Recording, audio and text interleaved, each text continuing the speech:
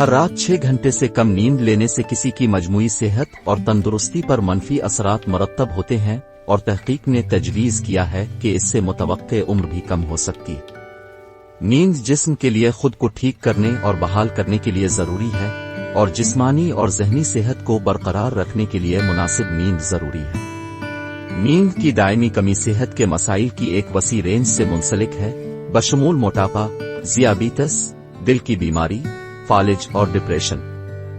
مطالعات سے پتہ چلتا ہے کہ جو لوگ مستقل طور پر ہر رات 6 گھنٹے سے کم نیند لیتے ہیں، ان میں قبل از وقت موت کا خطرہ ان لوگوں کے مقابلے میں زیادہ ہوتا ہے جو فی رات 7-9 گھنٹے کی نیند لیتے ہیں۔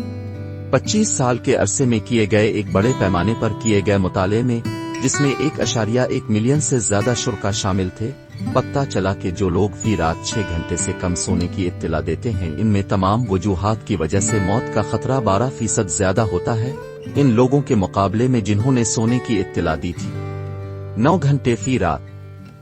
یہ بات قابل ذکر ہے کہ نیند کا معیار کسی کی صحت کے لیے بھی اہم ہے، نہ کہ صرف مقدار۔ جن لوگوں کو نیند آنے میں دشواری ہوتی ہے، سوتے رہنا یا جاگنے میں کافی گھنٹے سونے کے باوجود بے تازگی محسوس ہوتی ہے، وہ نیند کی خرابی جیسے کہ بے خوابی یا نیند کی کمی میں مبتلا ہو سکتے ہیں۔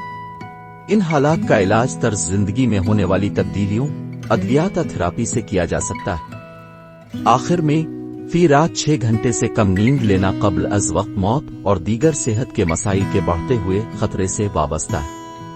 اچھی جسمانی اور ذہنی صحت کو برقرار رکھنے اور طویل عمر کو یقینی بنانے کے لیے یہ یقینی بنانا ضروری ہے کہ آپ ہر رات کافی معیاری نیند لیں۔